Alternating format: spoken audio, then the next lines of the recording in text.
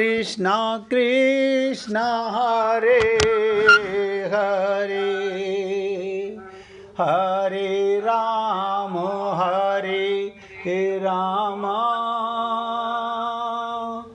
राम राम हरे हरे हरे कृष्ण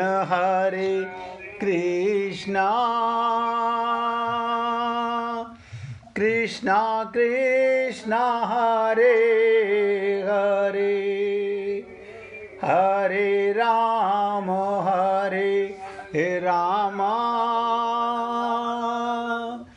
राम राम हरे हरे हरे कृष्ण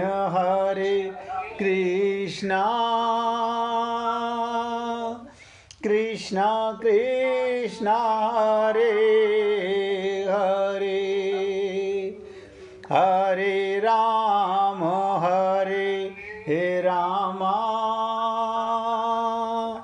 राम राम हरे हरे। सभी पुण्य आत्मा ध्यान से सुने। भगवान के प्रति इतनी आसक्ति आपकी बढ़ जाए, अब ये अनंत जन्मों से हमारे मन पर जो अज्ञानता का पर्दा पड़ा हुआ है उसे कैसे मिटाया जाए। केवल सुनने से नहीं मिटेगा, उसी के लिए संत महात्मा कहते हैं, और भगवान श्री कृष्ण भी गीता में अर्जुन को कहेंगे, अभ्यास ने कौनते, बार बार अभ्यास करो, 5-5 मिनट पर भगवान का स्मरण करते रहो। भूल हो जाती है तो इस विषय में निवेदन की भूल होती है तो होने दें, पर चेष्टा करते रहें हर 10 मिनट, हर 15 मिनट के बाद, कि प्रभु मुझे पता है कि आप मेरे साथ हो, मैं आपके बिना नहीं हूँ। आपको लगेगा क्या मैं पागल हूँ? पागल नहीं हो, क्योंकि हमारे को अपने को शरीर मानने की आदत पड़ चुकी है। हमें आत्मा मानते हैं शरीर। जब तक ये भूल रहेगी तब तक, ध्यान दीजिएगा, जिस दिन भूल मिटी तो भगवान प्यारे लगने लगेंगे। सबसे प्यारी चीज भूलती नहीं, सबसे प्यारी चीज कभी भूलती नहीं, और जो नित्य प्राप्त है उसको भूले कैसे हम लोग। कहते ना, भगवान को याद करते करते अपने आप सब ओर आकर्षण फीका पड़ जाएगा। या तो सब में भगवान नजर आएगा जिससे आप प्रेम करोगे। आप परिवार के सदस्यों से जो प्रेम करते हो, शरीर से नहीं, उनमें आत्माएं तो प्रेम कर रहे हो। शरीर तो केवल माध्यम बनता है, प्रेम आत्मा से ही होता है। प्यासे को पानी की पुकार के लिए कहीं सीखने नहीं जाना पड़ता, अपने आप पुकार होती है, क्योंकि पानी उसके लिए अत्यंत आवश्यक वस्तु है। वैसे ही भगवान श्री कृष्ण जिस दिन परम आवश्यक बन जाएंगे, उस दिन सच्चे मन से उनके लिए पुकार होने लगेगी। अभी देखिएगा, पानी पीने के लिए अगर कोई व्यक्ति आपके प्राण निकल रहे हो कि मैं अभी लेके आ रहा हूँ, आप इंतजार नहीं करते। इसी प्रकार भगवान से सच्चा और पक्का संबंध होने के बाद में आप आवश्यक बन जाएंगे, फिर पुकार होगी नहीं, अपने आप होने लगेगी। हर सांस में हो सुमिरन तेरा। मैं कौन हूँ? परमात्मा का अंश। किसके साथ रहता हूँ? परमात्मा के साथ रहता हूँ। परमात्मा को पाने के लिए कुछ नहीं करना, जो करना है वो शरीर से सेवा के लिए करना है। यही छोटी सी बात आप और हम लोग इस जन्म में समझें, इस जन्म में नहीं, अनंत जन्मों में। इसके अलावा कोई दूसरी बात है ही नहीं।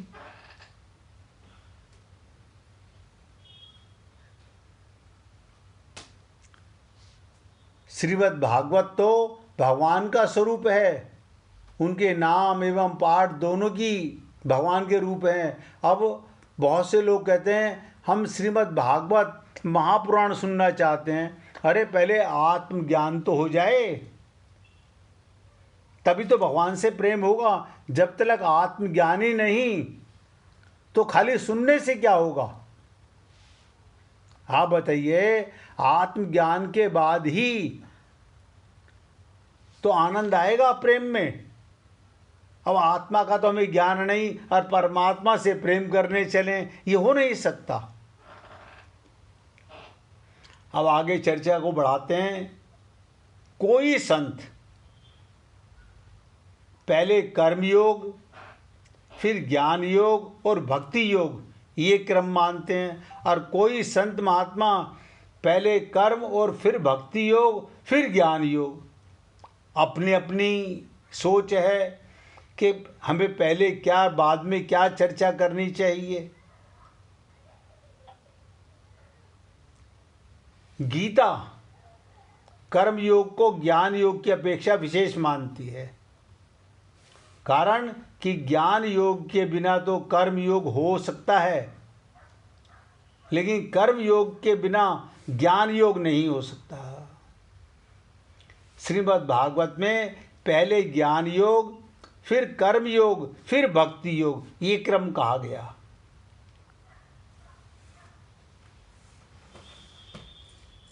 एक विलक्षण बात और है, वो ध्यान से सुनिएगा कि गीता कर्मयोग और ज्ञान योग दोनों को समक्ष और लौकिक बताती है।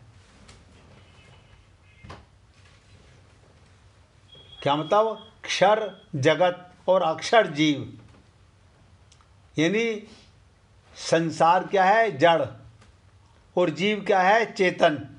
दोनों लौकिक हैं, और अक्षर को लेकर ज्ञान योग चलता है। अगर आत्मा ना हो तो ज्ञान किसे कराओगे? अतः कर्मयोग और ज्ञान योग दोनों लौकिक है, परंतु भक्ति योग भगवान को लेकर चलता है, अतः भक्ति योग अलौकिक है। अलौकिक माने जो सदा से कभी जड़ हो ही नहीं सकता। आपके और हमारे मन पर तो माया का प्रभाव पड़ गया, लेकिन भगवान के ऊपर कभी माया हावी नहीं हो सकती। भगवान गीता में आगे सुनोगे, कहते भी हैं, देवी हीसा गुणमयी मम माया दुरत्या। ये मेरी शक्ति पाकर के माया इतनी प्रबल हो जाती है कि आप और हम लोगों के मन को ठग लेती है। तो गीता ने भक्ति को सर्वश्रेष्ठ माना। श्रीमद् भागवत महापुराण तो पूरा का पूरा भक्ति योग ही है, लेकिन वो कब? जहाँ गीता का समापन होता है वहाँ श्रीमद् भागवत महापुराण का उदय होता है। उसका अधिकारी कौन? अब आप बताइए, आपने देखा होगा टीवी के ऊपर हजारों वक्ता रोज श्रीमद् भागवत महापुराण की चर्चा करते हैं, और जब वो हजारों हैं तो करोड़ों लोग सुनते भी होंगे। अब बिना आत्मज्ञान के बोलने वाला भी मूर्ख है और सुनने वाला तो महामूर्ख है ही। लेकिन चल रहा है संसार में व्यापार चल रहा है, प्रेम नहीं बढ़ पा रहा। वो प्रेम क्या जो एक बार प्राप्त होने के बाद मिट जाए, वो प्रेम नहीं होता। प्रेम तो बड़मान होता है और सुख घटमान होता है। इसलिए गीता ने भक्ति योग को सर्वश्रेष्ठ बताया। गीता की भक्ति प्रत्युक्त अद्वैत भक्ति, वास्तव में देखा जाए तो ज्ञान में द्वैत है और भक्ति में अद्वैत है। क्या मतलब? ज्ञान के लिए एक मैं और एक मेरा ज्ञान, लेकिन भक्ति में आत्मा और परमात्मा अद्वैत हो जाते हैं। जैसे पानी की बूंद को अलग कर दो नजर आएंगे, ये पानी की बूंद है, ये सागर है, लेकिन पानी को सागर में मिला दो तो वो एक नजर आता है। प्रेम का मतलब होता है मिट जाना। भक्ति में केवल भगवान। इसीलिए कहा गया, जो बार बार आपसे निवेदन की जा रही है, वासुदेव सर्वम। प्रेम ही था, प्रेम ही है, प्रेम ही जीवन का सार है। लेकिन वो किसके लिए है? जिसे आत्मज्ञान है। आप सोचिए, इससे बड़ी बात क्या कि आपको इतना विश्वास हो जाए कि मैं मरूंगा नहीं, क्योंकि मैं आत्मा हूँ। शरीर मरेगा, ये मिला ही मरने के लिए। शरीर का संयोग हुआ है, एक दिन इसका वियोग होगा। जो भी वस्तु आपको मिली है, कोई वस्तु अमर नहीं है। शरीर अमर नहीं है, आप अमर हैं, आप कभी नहीं मरेंगे। अब इतना विश्वास हो जाए, अब आप मुझे बताइए, क्या पंडित कराएगा, क्या पिंडदान कराएगा? आत्मा के पिंडदान कराएगा क्या? जिसे आत्मज्ञान हो गया, जिसका परमात्मा से प्रेम हो गया, उसका काहे का तुम पिंडदान करा रहे हो? वो तो गया परमात्मा के लोक में। ये सब ठगी का काम चल रहा है, व्यापार चल रहा है, संसार में खूब चल रहा है। तो गीता में भक्ति योग को सर्वश्रेष्ठ माना गया। वासुदेव सर्वम। भगवान ने ज्ञान के साधनों में भक्ति बताई है। इसलिए पराभक्ति ही जानना, देखना और प्रवेश करना, तीनों की प्राप्ति हो जाती है। तो ये चर्चाएं आपके साथ चलेंगी आगे, आप सुनोगे, समझोगे। लेकिन कब? जब आपको आत्मज्ञान हो करके। मैं बार बार आपके साथ में 700 श्लोकों की चर्चा के अंदर हर बार आपको कि जैसे ही अज्ञानता आएगी, आपको शरीर आएगा, प्रश्न पैदा होगा। जैसे ही प्रश्न मिटेगा, आपको आत्मज्ञान होने लगेगा। यही अर्जुन को माध्यम बनाया गया है। अर्जुन का प्रश्न भक्ति विषयक नहीं था, फिर भी भगवान ने अपनी तरफ से भक्ति का वर्णन किया। आपने देखा होगा 18वें अध्याय के 56वें श्लोक से लेकर के 66वें श्लोक तक 11 श्लोकों में भक्ति से समग्र परमात्मा की प्राप्ति होती है। भगवान निचोड़ बता रहे हैं। भक्ति से, प्रेम से। आपको भक्ति समझने में कठिन लगती हो तो प्रेम समझो। प्रेम से समग्र परमात्मा। परमात्मा को पाना तो कैसे पाओगे? शरीर तो परमात्मा को कभी नहीं पा सकता। अब जड़ वस्तु चेतन को कैसे पाएगी? चेतन ही चेतन का ज्ञान होता है। तो गीता में कर्म योग के वर्णन में ज्ञान योग, भक्ति योग की, ज्ञान योग के वर्णन में कर्म योग, भक्ति योग की, और भक्ति योग में कर्म योग, ज्ञान योग की बात आ जाती है। यानी एक मुख्य होता है, दो साइलेंट होते हैं। साधन कोई भी योग करे तो इसकी तीनों योगों की प्राप्ति हो जाती है। अर्थात मुक्ति और भुक्ति, या ये कहो छुटकारा और प्रेम, दोनों प्राप्त हो जाते हैं। सदा के लिए संसार से मुक्ति। अब आप बताइए, कोई व्यक्ति भी, तो आप वो हम जानते नहीं ना अपने आप को। पुनरपि जननम पुनरपि मरणम। और आपको अब ये कहा जाए, अब यहाँ से जाने के बाद फिर आप जेल में जाने वाले हैं, तब आपको कैसा लगता है सुन करके कि फिर मुझे जेल में जाना पड़ेगा? जब भी हम माँ के गर्भ में आते हैं, 9 मास की काल कोठरी के अंदर, आप सोच के देखो कि क्या दशा होती होगी जीव की।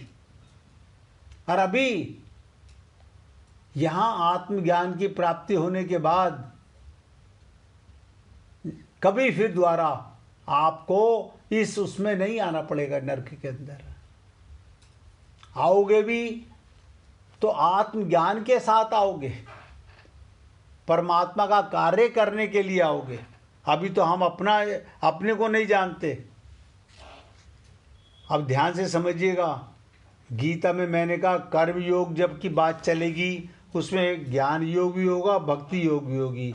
ज्ञान योग की बात चलेगी उसमें कर्म योग भी होगा, भक्ति योग भी होगी। भक्ति योग की चर्चा करेंगे तो कर्म योग भी होगा और ज्ञान योग भी होगा। इसलिए किसी एक योग की पूर्णता होने पर तीनों योगों की पूर्णता हो जाती है। परंतु इसमें एक शर्त ये, क्या शर्त है हमारे लिए? साधक अपने मत का आग्रह ना रखे, अपनी बुद्धि ना लगाए। मत माने मति। हम अपनी बुद्धि जो बीच में लगाते रहते हैं, हमारे को आप सोचो हनुमान चालीसा जैसी सरल प्रार्थना भी हम अपनी बुद्धि से समझ नहीं सकते, क्योंकि माइक बुद्धि दिव्य प्रेम को कैसे समझेगी? वैसे आप और हम लोग सब जानते हैं कि हाँ हमें पता है हनुमान चालीसा के बारे में, लेकिन नहीं जानते। तो साधक को अपने मत का आग्रह ना रखे और दूसरे के मत का खंडन या निंदा ना करे, दूसरे के मत को छोटा ना माने। अपने मत का आग्रह रहने से दूसरे के मत को छोटा मानकर उसका खंडन या निंदा करने से साधक को मुक्ति, तत्व ज्ञान की प्राप्ति तो हो सकती है, पर भक्ति प्रेम नहीं प्राप्त होता। हमेशा दूसरे के ज्ञान का सम्मान करे, किसी को अज्ञानी ना माने। अन्यथा क्या होता है, आपको तत्व ज्ञान तो हो गया लेकिन मुक्ति नहीं होगी। ये भी एक अहंकार है। आप सोचिएगा रावण के पास क्या था? सारे वेद शास्त्रों पुराणों का ज्ञान था, तत्व ज्ञान तो था, लेकिन मुक्त नहीं हुआ। क्यों? उसे अपने ज्ञान का अहंकार हो गया था। तो श्रीमद् भागवत गीता एक ऐसा विलक्षण ग्रंथ है जिसका आज तक ना तो कोई पार पा सका है, ना पार पाता है, और ना पार पा सकेगा, और ना पार पाया ही जा सकता है। जैसे समुद्र की गहराई को कैसे जाना जाता है? थोड़ी सी चर्चा मैंने कई बार आप लोगों से निवेदन किया, एक छोटी सी कथा के माध्यम से फिर दोबारा कर रहा हूँ। एक बार पूरे विश्व के बुद्धिजीवी लोग, विद्वान, तत्वज्ञात, जानने वाले अपनी अपनी बुद्धि का पैमाना लेकर समुद्र की गहराई को नापना चाहते हैं। जैसे मैंने कहा गीता भगवान की वाणी है। आप कितने ही बड़े संत महात्मा क्यों ना हों, लेकिन भगवान तो नहीं है ना। भगवान असीम है, हमारी सीमा है। तो कहते हैं, सब ने कहा कि हम समुद्र की गहराई का एक प्रश्न रखा गया सब संतों के सामने। पूरे विश्व के संत महात्मा इकट्ठे थे, हर धर्म के संत महात्मा इकट्ठे थे। एक सिंपल सा प्रश्न था कि समुद्र की गहराई बताइए कितनी है। सब ने अपनी अपनी बुद्धि का पैमाना बताया। किसी की बुद्धि 50 फुट तक की थी, किसी की 500 फुट तक की थी, किसी की 5000 फुट तक की थी, किसी की 50,000 फुट तक की थी। 3 दिन हो गए, डिसीजन नहीं निकल के दिया। क्यों? जब भी कोई व्यक्ति बोले कि मैं सबसे लंबी बुद्धि का पैमाना बता रहा हूँ, उसी समय कोई दूसरा भी आ जाए, वो उससे आगे की बात बताए उसके, तो निर्णय नहीं हो सका। तो भगवान ने सोचा कि ये देखो, बुद्धिजीवी, तत्वज्ञाता, महात्मा भी अपनी बुद्धि का प्रमाण देने के लिए युद्ध कर रहे हैं, कोई सरेंडर नहीं कर रहा। तो भगवान ने क्या करा, स्वयं नमक के पुतले बनकर के वहाँ पर उस सभा में पहुँचे और वो बोले कि आप लोगों को इतने दिन हो गए, आपको पता नहीं चल रहा कि समुद्र की गहराई कितनी है। तो सबने कहा कि हम प्रयत्न तो कर रहे हैं, लेकिन जैसे ही हम अपनी बुद्धि को बताते हैं तो दूसरा हमारे आगे आ जाता है बताने के लिए। तो भगवान ने कहा कौन जानना चाहता है, कौन जानना चाहता है कि समुद्र की गहराई कितनी है?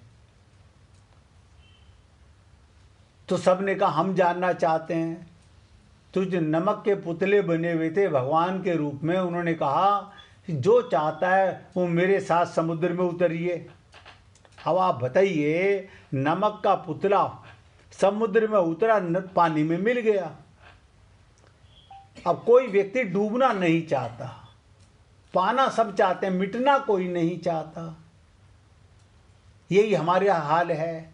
और किसी को हमारे गुरु नानक जी ने कहा कि जो बोरा डूबन डरा रहा किनारे बैठ, जो मिटने से डरेगा।